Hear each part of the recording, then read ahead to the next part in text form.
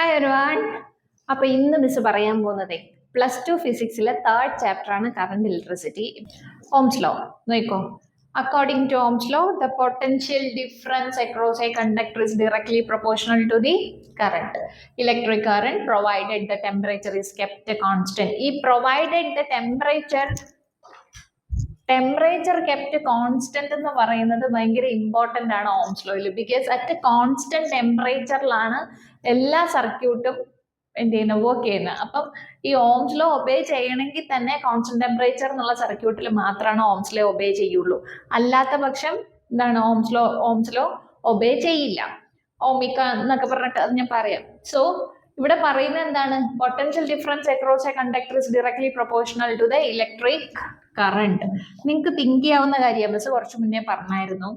ഒരു സർക്യൂട്ടിൽ voltage difference ഉണ്ടാവണമെങ്കിൽ there exist a potential difference വേണം. അപ്പൊ രണ്ട് ഡിഫറെന്റ് ആയിട്ടുള്ള വോൾട്ടേജ് ആണെങ്കിൽ ആ സർക്യൂട്ടിൽ പൊട്ടൻഷ്യൽ ഡിഫറൻസ് ഉണ്ടാവുള്ളൂ. പൊട്ടൻഷ്യൽ ഡിഫറൻസ് ഉണ്ടായാലേ ഇലക്ട്രിക് കറണ്ട് ഫ്ലോ ചെയ്യുള്ളൂ. കറണ്ട് ഫ്ലോ ചെയ്താലേ ബൾബ് ഗ്ലോ ചെയ്യുള്ളൂ. അപ്പൊ അങ്ങനെയുള്ള സർക്യൂട്ടിൽ വോൾട്ടേജ് ഉണ്ടെങ്കിൽ ദർ എക്സിസ്റ്റ് കറണ്ട് ഐ അല്ലേ? അപ്പൊ voltage is directly proportional to the current I ആണോ? പ്രൊപ്പോർഷണാലിറ്റി നമുക്ക് മാറ്റണ്ടേടാ, വേണ്ടേ? വെറുതെ വി പ്രൊപ്പോർഷണൽ ടു ഐ എന്ന് പറഞ്ഞുകൊണ്ടിരുന്ന വോൾട്ടേജും കറണ്ടും എങ്ങനെ കണ്ടുപിടിക്കും? അപ്പൊ അതിനു വേണ്ടി നമ്മൾ യൂസ് ചെയ്യുന്ന proportionality constant called R. Okay, proportionality constant എന്താണ്? ആർ ആണ്. What is R in the electric circuit? Which is resistance ആണല്ലോ. റെസിസ്റ്റൻസ് എന്താന്ന് പറയാം. V is equal to I into R. അതായത് ഈ പ്രൊപ്പോർഷണാലിറ്റി കോൺസ്റ്റന്റിനെ നമ്മൾ ഇക്വേറ്റ് ചെയ്ത് മാറ്റുന്ന ടേം ആണ് proportional to I into R, അല്ലെങ്കിൽ proportionality constant called R resistance. Resistance is a material which opposes the flow of current. Current high potential to lower potential flow ചെയ്യില്ലേ? ആ കറണ്ടിനെ oppose ചെയ്യുന്ന, അതായത് സർക്യൂട്ടിലേക്ക് എനേബിൾ ചെയ്യാത്ത ഒരു പെർട്ടിക്കുലർ മെറ്റീരിയലിസ്റ്റിക് ഒബ്ജക്റ്റ് ആണ് എന്തെന്ന് പറയുന്നത്? റെസിസ്റ്റൻസ് എന്ന് പറയുന്നത്. ഓക്കെ, റെസിസ്റ്റൻസ് എന്ന് പറയുന്നത്. So V is equal to I into R. Resistor is a material which opposes the flow of current. ഇതിനെയാണ് നമ്മൾ എന്തെന്ന് പറയുന്നത്? V proportional to I and V is equal to I into R. ഇതിൽ നിന്ന് നമുക്ക് current കണ്ടുപിടിക്കണമെങ്കിൽ എങ്ങനെ ചെയ്യാം? I is equal to V by R equation. അപ്പം നമ്മുടെ കറണ്ടും വോൾട്ടേജും കണ്ടുപിടിക്കാനുള്ള ഇക്വേഷൻ നമുക്ക് കിട്ടിയിട്ടുണ്ട്. ഇനി റെസിസ്റ്റൻസിനെ കുറിച്ച് പറഞ്ഞാൽ, resistance is a material which എന്താണ്? Oppose the flow of current അല്ലേ? കറണ്ട് റെസിസ്റ്റൻസ് നമ്മൾ എങ്ങനെ റെപ്രസെന്റ് ചെയ്യും? This is R. ഓക്കെ, ഇങ്ങനെ മെറ്റീരിയൽ റെപ്രസെന്റ് ചെയ്യുന്ന, ഇങ്ങനെ ഡ്രോ ചെയ്യുന്ന, ഇതാണ് സിമ്പിൾ റെസിസ്റ്റൻസിന്റെ. Okay, this is resistance. Ohm's law എന്ന് പറയുന്നത്, according to Ohm's law, the potential difference across a conductor is directly proportional to the electric current provided the temperature is constant. Provided temperature constant is the important thing. കാരണം constant ടെമ്പറേച്ചറിൽ മാത്രമേ Ohm's law work ചെയ്യുള്ളൂ, അല്ലെങ്കിൽ Ohm's law obey ചെയ്യുള്ളൂ constant ടെമ്പറേച്ചറിൽ. So V proportional to I, V is equal to I into R be the proportionality constant called the resistance. Resistor is a material which opposes the flow of current. Either resistance in the symbol, and the unit of resistance is ohm. Okay ana? Ohm. Limitation of Ohm's law. Limitation of Ohm's law എന്ന് പറഞ്ഞാൽ, the device which do not obey Ohm's law are called the non-ohmic device, such as vacuum tube, semiconductors, etc. Basically, materials classification in electricity according to conductors and semiconductors. അത് കഴിഞ്ഞാണ് insulators വരുന്നത്. അപ്പൊ conductors എന്ന് പറഞ്ഞ device which conduct electricity is conductor. Semiconductors are partially conduct electricity, and insulators are which does not conduct any kind of electricity. അതായത് would current carrier ആണ് അല്ല, പിന്നെ മൈക്ക, പേപ്പർ, അങ്ങനെയുള്ള സാധനങ്ങളൊക്കെ ഇൻസുലേറ്റേഴ്സ് എന്ന് നമ്മൾ പറയും. അപ്പൊ ഇവിടെ പറയുന്ന ലിമിറ്റേഷൻ ഓഫ് ഓംസ് ലോ പറയുന്നതെന്ന് വെച്ചാൽ, ബേസിക് അത് which oriented in non ohmic and ohmic conductors എന്നാണ് പറയുന്നത്. നോൺ ഓമിക് എന്ന് പറഞ്ഞാൽ ഓംസ് ലോ ഒബേ ചെയ്യാത്തതിനെ നോൺ ഓമിക് എന്നും, ഓമിക് എന്ന് പറയുന്നത് ഓംസ് ലോനെ ഒബേ ചെയ്യുന്നതിനെ നമ്മൾ ഓമിക് കണ്ടക്ടേഴ്സ് എന്നും പറയും. അപ്പൊ ഓമിക് എന്ന് പറയുന്നത് metallic conductors are ohmic conductors. അതായത് മെറ്റാലിക് എന്ന് പറഞ്ഞാൽ എന്താണ്? Metals and alloys of metals എല്ലാം ഓമിക് ആണ്. അതായത് വിച്ച് കണ്ടക്ട് ഇലക്ട്രിസിറ്റി ആണ്. നമ്മളിപ്പോ പറയില്ല aluminium, silver, copper, zinc and tungsten, അതെല്ലാം എന്താണ്? ഓമിക് കണ്ടക്ടേഴ്സ് ആണ്. Which obey or which allows electricity, the passage of electricity.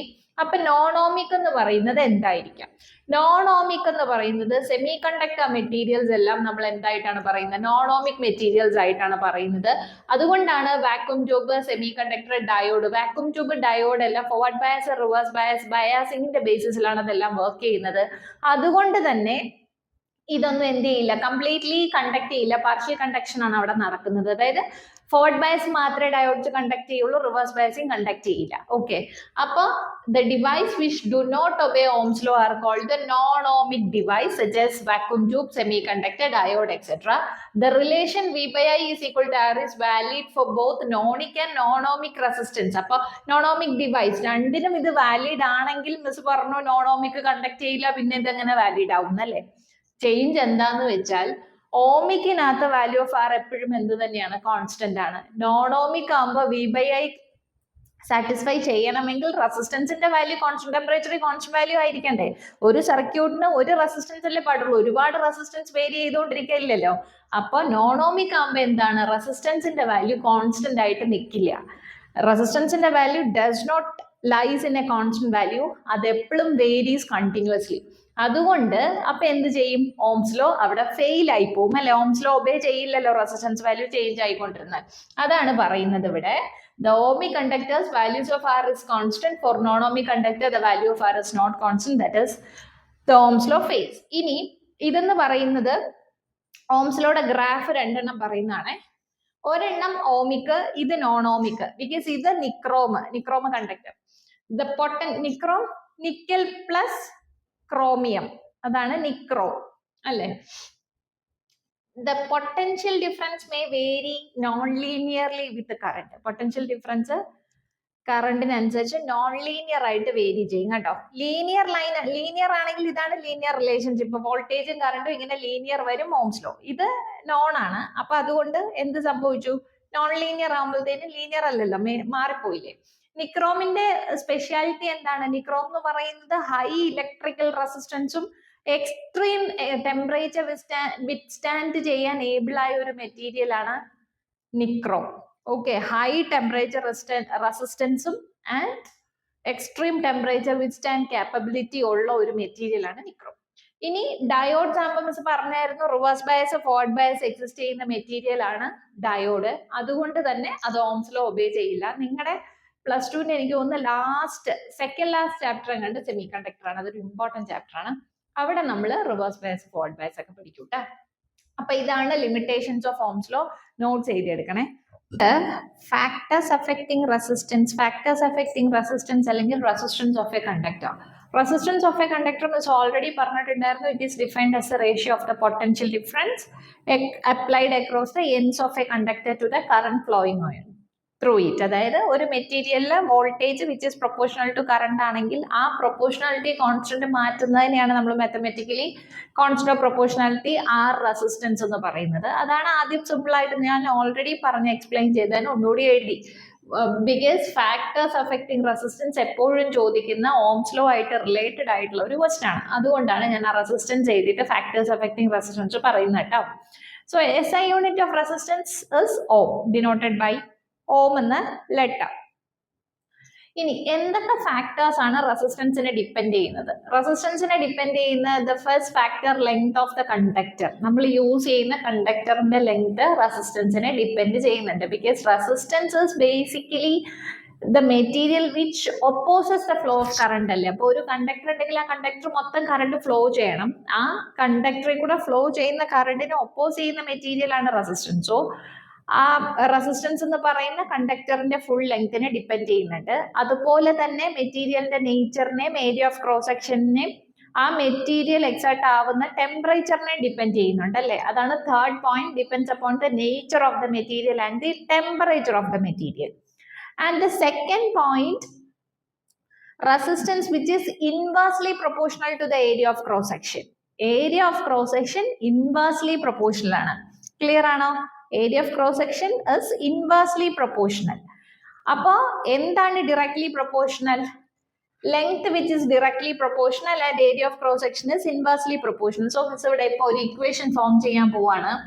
Proportional to length and are proportional to inversely proportional to 1/a.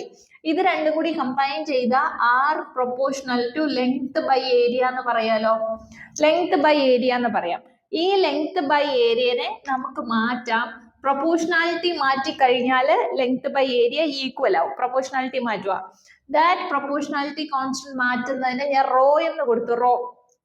Raw resistivity, rho into L by A എന്ന് കൊടുത്തു. Okay, rho into L by A എന്ന് കൊടുത്താൽ total resistance R is equal to rho L by A. അപ്പൊ എന്ത് കിട്ടി?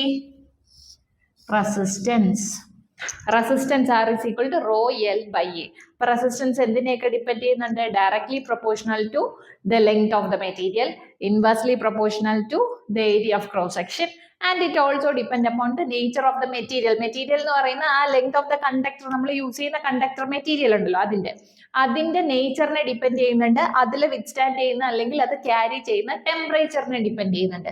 These are the factors affecting resistance. ഇനി next term resistivity ആണ്.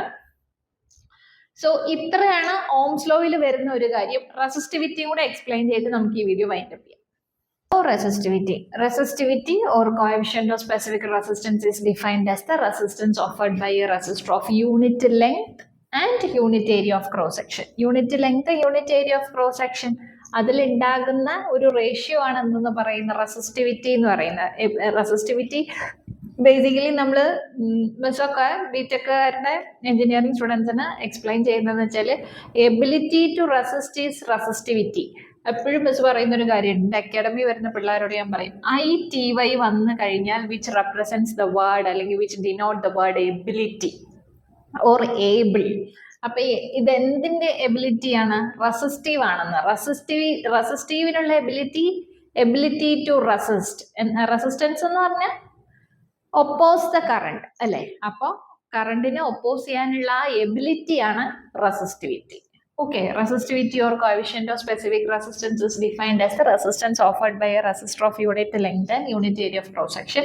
That is, rho is equal to R A by L. എങ്ങനെ കിട്ടിയില്ല? Simple അല്ലേ? നമ്മൾ നേരത്തെ റെസിസ്റ്റൻസ് എന്താന്ന് പറഞ്ഞു? Resistance is equal to resistance directly proportional to length, resistance inversely proportional to area of cross section. രണ്ടും കൂടെ ജോയിൻ ചെയ്യുമ്പോൾ R is equal to rho into L by A എന്ന് കിട്ടി.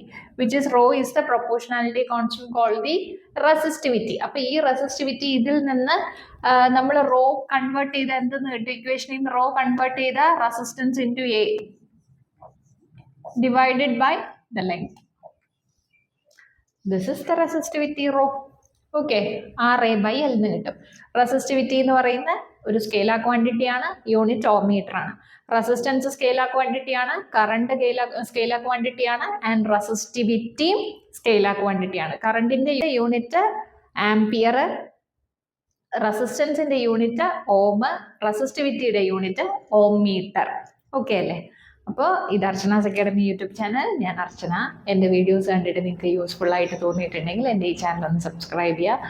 നിങ്ങളുടെ ഡൗട്ട്സ് എന്തുണ്ടെങ്കിൽ എനിക്ക് മെസ്സേജ് ഇട്ട്, വാട്സപ്പ് നമ്പർ ഞാൻ ഡിസ്ക്രിപ്ഷനിൽ കൊടുത്തേക്കാം, അതിലേക്ക് മെസ്സേജ് ഇട്ടാൽ മതി. Then thank you. ഈ ചാനലിലേക്കാണ് നിങ്ങളുടെ +2ൻ്റെ ഫിസിക്സിൻ്റെ മാത്സിൻ്റെയും വീഡിയോസ് വരുന്നത്. ഫുള്ളായിട്ടുള്ളതെല്ലാം എൻ്റെ ഈ ചാനൽ ഒന്ന് സബ്സ്ക്രൈബ് ചെയ്യാം. Thank you.